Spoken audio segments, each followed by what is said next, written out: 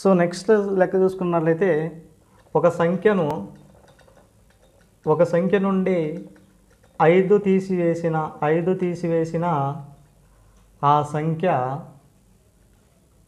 97.5% అగును అయినా ఆ సంఖ్య ఏంటి సార్ అంటుండ్రు. సో ఆ సంఖ్యను ఫైండ్ అవుట్. సో ఒక సంఖ్యను 5 తీసేస్తే, సో ఎక్స్ అనే ఒక సంఖ్యను 5 తీసేస్తే ఆ సంఖ్య అనేది 97.5% సమానం. ఇప్పుడు ఇది 100 అనుకుంటే దీంట్లో నుంచి 2.5 తీసేస్తే 97%. సో ఈ 2.5% అనేది 5%కి ఈక్వల్ చేసుకుంటావు. సో 2.5% అనేది 5కి ఈక్వల్ చేసుకుంటే ఇప్పుడు 100% ఎంత సార్ అనేది క్వశ్చన్. సో ప్రీవియస్ క్లాస్ 1లో చూసుకున్నట్లయితే, క్లాస్ 1 స్టూడెంట్ వాళ్ళు చూడండి సార్ ఒకసారి. సో ప్రీవియస్ లెక్కలు ఏం తీసుకున్నామంటే ఒక సంఖ్యను మనము ఎంత కలిపితే 102.5 అవుతుంది అనేసి ఇవ్వడం జరిగింది. సో సేమ్ మోడల్ ఇక్కడ కూడా తీసివేస్తే అనేది ఇవ్వడం జరిగింది. సో ఇప్పుడు కనుక మనం క్రాస్ మల్టిప్లికేషన్ చూసుకున్నట్లయితే 100 × 5/2.5 రాసుకుంటాం. సో 2లో అయిపోయింది. సో 100 అనేది 2 సార్లు పోయింది కాబట్టి 200 అవుతుంది సార్ ఆన్సర్ ఏమవుతుంది? 200 అనేది ఆన్సర్ అవుతుంది అనమాట. సో నెక్స్ట్ ఎగ్జాంపుల్ రాసుకోండి. సో నెక్స్ట్ ఎగ్జాంపుల్ రాసుకున్నట్లయితే మీరు ఒక కళాశాల యందు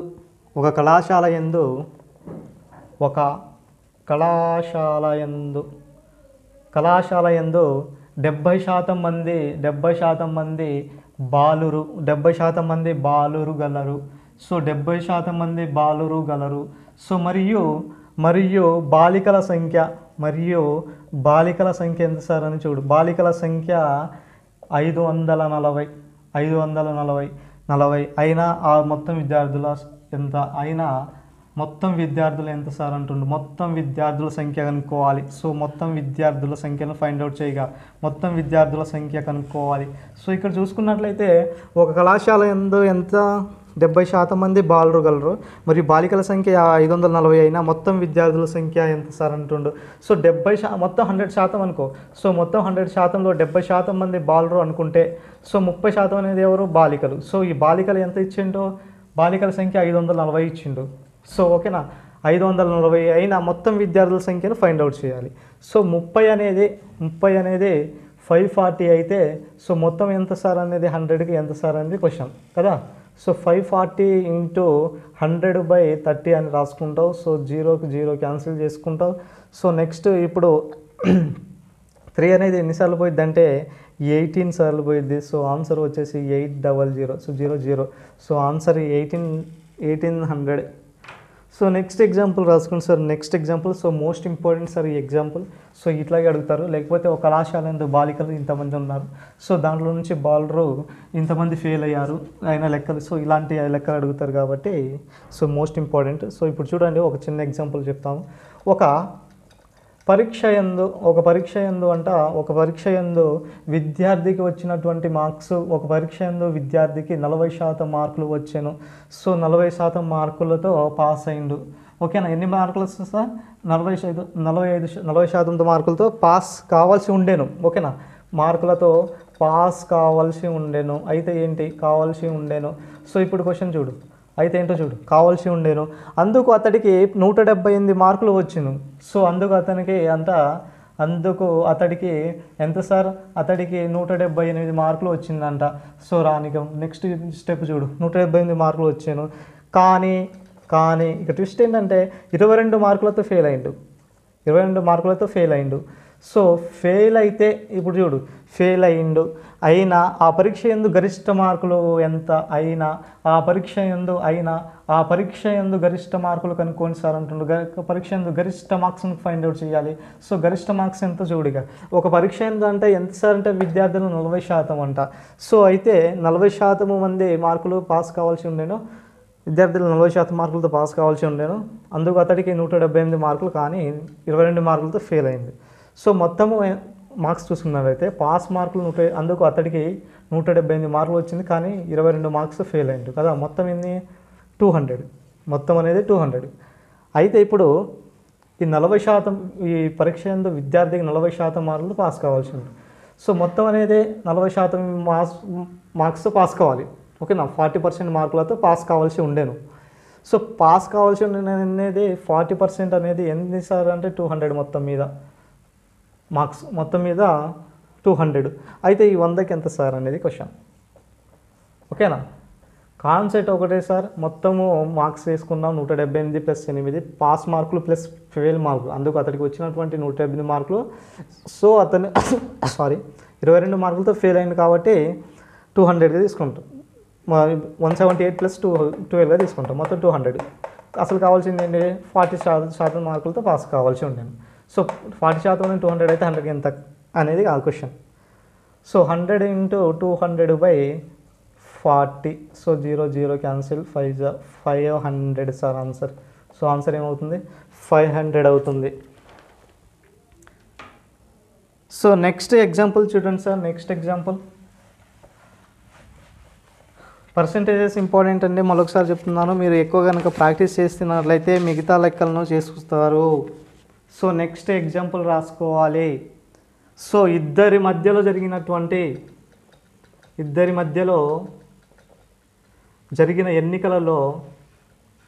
జరిగిన ఎన్నికలలో ఒక అభ్యర్థికి 62% ఓట్లు వచ్చాను మరియు 144 ఓట్ల మెజారిటీతో గెలుపొందెను. 144 ఓట్ల మెజారిటీతో గెలుపొందెను. అయినా ఆ ఎన్నికలలో పోలైన మొత్తం ఓట్ల శాతం ఎంత సార్? పోలైన మొత్తం ఓట్ల శాతం ఎంత సార్ అనేది క్వశ్చన్. ఎన్ని? సో ఇద్దరి మధ్యలో జరిగినటువంటి ఎన్నికలు సార్, ఒక అభ్యర్థికి ఎన్ని సార్, 62% ఓట్లు వచ్చినాయంట. సో మొత్తం 100%గా తీసుకుంటాం. సో ఒక అభ్యర్థికి ఎన్ని సార్, 62% అంటే మిగతా అభ్యర్థికి ఎంత సార్, 38% కదా. అయితే వీళ్ళిద్దరి మధ్యలో ఏంటి వచ్చాను, 144 ఓట్ల మెజార్టీ గెలుపొందిండు. అయితే వీళ్ళిద్దరి మధ్య డిఫరెంట్ ఎంత సార్, 24% ఉంది. ఎంత శాతం గెలిచిండు, 144 ఓట్ల మెజార్టీతో గెలిపిండు. సో మొత్తం ఎంత, 100% కదా. సో ఈక్వల్ చేసే ఇక 100 × 114/24 చేస్తాం. సో క్యాన్సిల్ చేస్తే 6 టైమ్స్ అవుతుంది. సో 600 అవుతుంది. సో మొత్తం ఓట్లు ఏంటి సార్, 600. ఓకేనా. సో నెక్స్ట్ ఎగ్జాంపుల్ చూడండి సార్.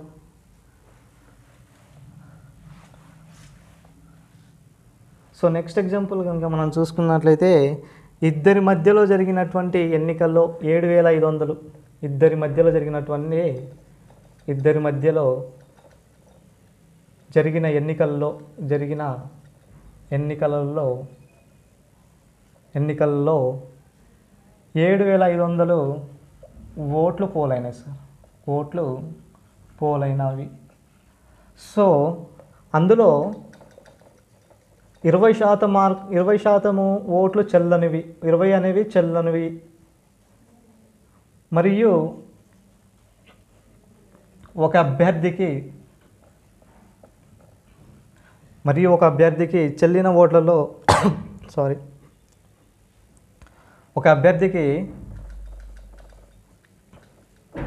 చెల్లిన ఓట్లలో 55% ఓట్లు వచ్చాను. సో అయినా రెండవ అభ్యర్థికి ఎన్ని ఓట్లు వచ్చిందో, అయినా సెకండ్ పర్సన్కి రెండవ అభ్యర్థికి ఎంత వచ్చిందో అనేది క్వశ్చన్. సో ఇద్దరి మధ్యలో జరిగిన ఎన్నికల్లో మొత్తము 7500 ఓట్లు పోలైనాయి. 7500 ఓట్లు పోలైనాయి. ఓకే, అందులో 20% అనేది ఓట్లు చెల్లనివి. సో 20% ఓట్లు చెల్లనివి అంటే ఈ 7500లో 20% ఎంత చూడు, 1500. సో ఇప్పుడు 6000 అనేది ఉంటాయి, మిగతాయి 6000 ఉంటాయి. అయితే ఒక అభ్యర్థికి చెల్లిన ఓట్లలో ఎంత వచ్చింది, చెల్లిన ఓట్లలో 55% మార్క్స్ వచ్చినాయి, 55 వచ్చింది ఒక అభ్యర్థికి. 55% వచ్చినాయంటే మిగతా అభ్యర్థికి ఎన్ని శాతం రావాలి? 45% రావాలి. సో ఇప్పుడు అయితే ఏమనుకోమన్నాడు? అయినా రెండవ అభ్యర్థికి వచ్చిన ఓట్లు ఎన్ని అంటుండు. రెండవ అభ్యర్థికి వచ్చినటువంటి ఓట్లు తీసుకోవాలి. సో 45% అనేది శాతం ఆఫ్ 6000గా తీసుకుంటాం. సో ఇప్పుడు 45/100 ఇంటూ 6000గా తీసుకుంటే క్యాన్సిల్ చేసుకున్నట్లయితే ఎన్నిసార్లు పోయిస్తానంటే 60 టైమ్స్. సో 2700 ఓట్లు వచ్చినాయి. ఆన్సర్ 2700. సో రాసుకోవాలి సార్, నెక్స్ట్ లెక్క రాసుకోవాలి.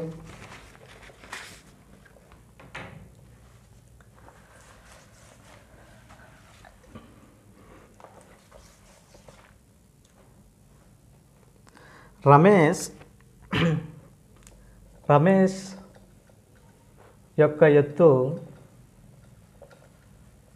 సురేష్ యొక్క ఎత్తు కంటే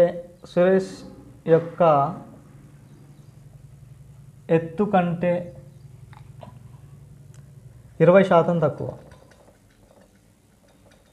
అయినా సురేష్ యొక్క వయసు ఎంత? అయినా సురేష్ యొక్క ఎత్తు రమేష్ కంటే ఎంత శాతం ఎక్కువ సార్ అంటుండే. ఎంత శాతం ఎక్కువ అనేది క్వశ్చన్ కదా. సో ఒకసారి క్వశ్చన్ చదవండి సార్. క్వశ్చన్ కనుక చూసుకున్నట్లయితే రమేష్ యొక్క ఎత్తు సురేష్ యొక్క ఎత్తు కంటే ఎంత శాతం సార్? 20% తక్కువ. 20% తక్కువ.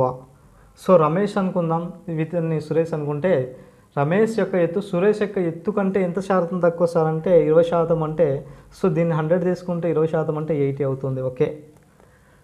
అయినా తక్కువ. అయినా సురేష్ యొక్క ఎత్తు అంట రమేష్ కంటే ఎంత శాతం ఎక్కువ అనేది క్వశ్చన్ కదా. ఇప్పుడు 80% ఉంది కదా. సో ఎంత శాతం ఎక్కువ అంటుండు కదా. ఇప్పుడు డిఫరెంట్ ఎంత వస్తుంది సార్? 20 వస్తుంది. 20 అనేది ఈ రమేష్ కంటే ఎంత శాతం ఎక్కువ, సురేష్ యొక్క ఎత్తు రమేష్ కంటే ఎంత శాతం ఎక్కువ అనేది చూడు. సో ఇక్కడ 80 × 100 రాసుకుంటావు. దీన్ని క్యాన్సిల్ చేసుకున్నట్లయితే 4, సో 5 అంటే 25% ఎక్కువ సార్. దీంట్లో 4 టైమ్స్ పోయిద్ది. సో ఇది 25. సో 25% ఎక్కువ. మరొకసారి చెప్తాను, ఒకసారి గుర్తుపెట్టుకోండి. రమేష్ యొక్క ఎత్తు అంట సురేష్ యొక్క ఎత్తు కంటే 20% తక్కువ. సురేష్ యొక్క ఎత్తు కంటే 20% తక్కువ. ఓకే, కన్ఫ్యూజన్ లేదు దీంట్లో. అయినా సురేష్ యొక్క ఎత్తు రమేష్ కంటే ఎంత శాతము ఎక్కువ అనేసి ఇవ్వడం జరిగింది కదా. రమేష్ యొక్క కంటే ఎంత శాతం ఎక్కువ అంటుండు. సో మనకు కావాల్సింది రమేష్గా కాబట్టి రమేష్ని ఇట్లా చేసుకుంటాం అన్నమాట. సో కన్ఫ్యూజన్ కాకూడదండి. సో నెక్స్ట్ లెక్క రాసుకోండి. ప్రాక్టీస్ చేయాలండి. ప్రాక్టీస్ చేస్తేనే మీరు ఎక్కువ గుర్తుపెట్టుకుంటారు. సో నెక్స్ట్ లెక్క చూసుకోండి. రెండు సంఖ్యలు వరుసగా అంట మూడవ సంఖ్య కంటే 30% మరియు 37% ఎక్కువ. 30% మరియు 37% తక్కువ. సో అయినా రెండవ సంఖ్య మొదటి సంఖ్య కంటే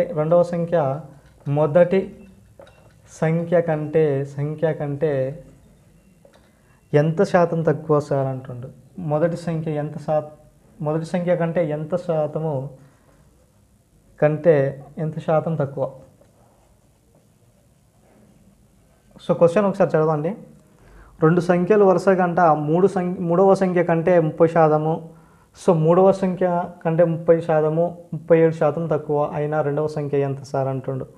సో 100 అనేది తీసుకుంటే ఇక్కడ 30%, 37% అన్నాడు. 30%, 37% తక్కువ అన్నాడు. సో ఇప్పుడు చూడండి, 37 అంటే 63 వస్తుంది. సో 30% అంటే 70 వస్తుంది. సో ఓకేనా. తక్కువ అన్నాడు. దీని మధ్య డిఫరెంట్ ఎంత సార్ అంటే 7 ఉంది. సో 7/ఎంత సార్ అనేది చూడు. 7/70 రెండవ సంఖ్య మొదటి సంఖ్య కంటే, రెండవ సంఖ్య అనేది మొదటి సంఖ్య కంటే ఎంత శాతం తక్కువ, ఈ మొదటి శాతం కనుక్కోవాలి కదా, ఇంటూ 100 చేస్తాం. సో మనకు మిగిలింది ఏంటి సార్, 10% మిగులుతుంది. సో 10% తక్కువ సార్. ఆన్సర్ ఏమవుతుంది, 10% తక్కువ అవుతుంది. So next example.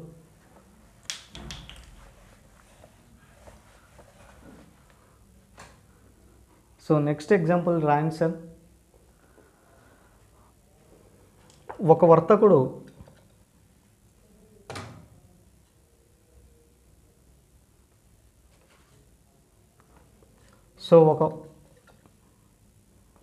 ఒక వర్తకుడు అంట, ఒక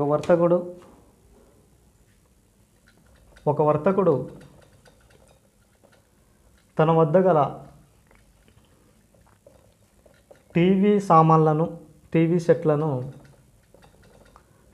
సెట్ల ధరలను 20% పెంచాను. టీవీ సెట్ల ధరను 20% పెంచిండు. అందుకు అతనికి అమ్మకము 10% తగ్గిండు. అందుకు అతని అమ్మకం 10% తగ్గింది సార్. 10% తగ్గితే మొత్తం మీద వచ్చే లాభం లేదా నష్ట శాతం ఎంత?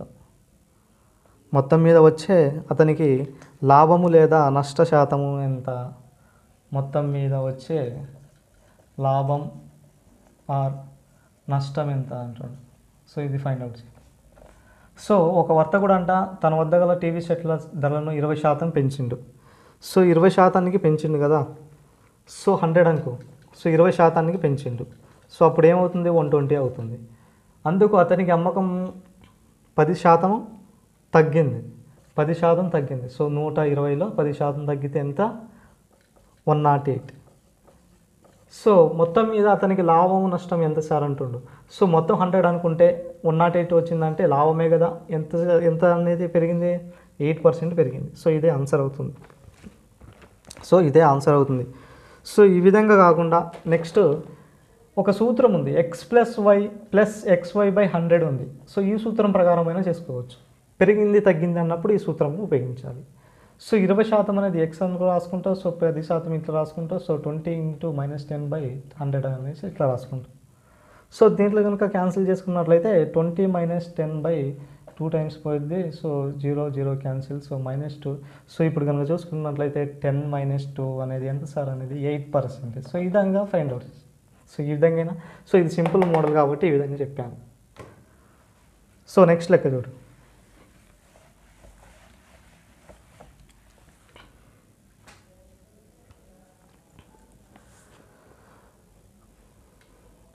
ఒక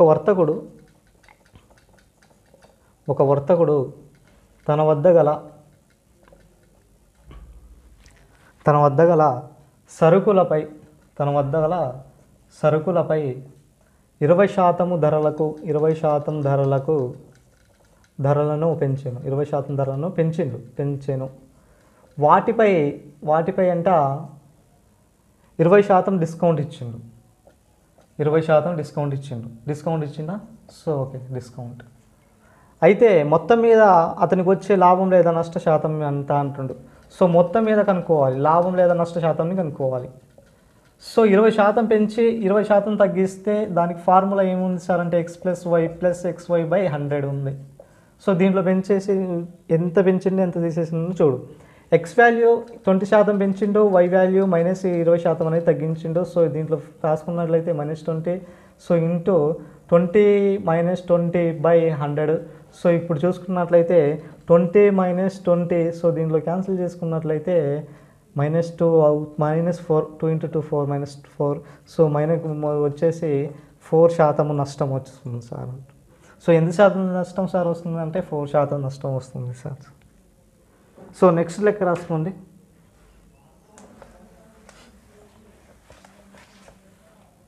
సో నెక్స్ట్ లెక్క కనుక చూసుకున్నట్లయితే ఒక గ్రామ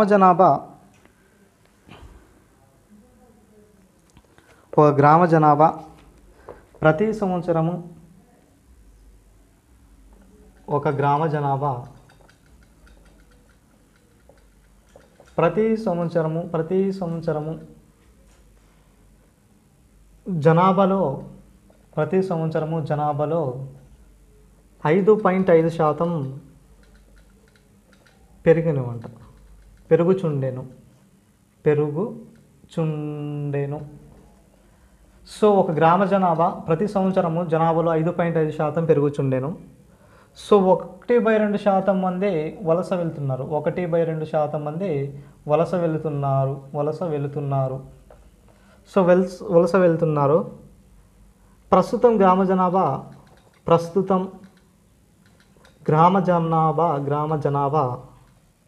4,000 గలదు. అయినా 2 సంవత్సరాల తర్వాత గ్రామ జనాభా ఎంత సార్? అయినా 2 ఇయర్స్ తర్వాత, అయినా 2 సంవత్సరాల తర్వాత గ్రామ జనాభా ఎంత సార్ అనేసి చెప్పిండు. సో దీన్ని ఫైండ్ అవుట్ చేయాలి. సో 2 సంవత్సరాల తర్వాత గ్రామ జనాభా ఎంత సార్ అనేసి చెప్పింది క్వశ్చన్. సో ఒకసారి చూడండి, ఒక గ్రామ జనాభా ప్రతి సంవత్సరం జనాభాలో 5.5% ఏంటి పెరుగుతుందంట. సో ఓకే, అయితే వలస ఎంతమంది వెళ్తున్నారు? 1/2 మంది వెళ్తున్నారు. 1/2% వెళ్తున్నారంటే 0.5% వెళ్తున్నారు వలసగా. సో మొత్తం 5% ఉన్నారు. ఓకే, అయితే ఇప్పుడు ఏమన్నారు? ప్రస్తుతం అంట గ్రామ జనాభా 4,000 మంది ఉన్నారు.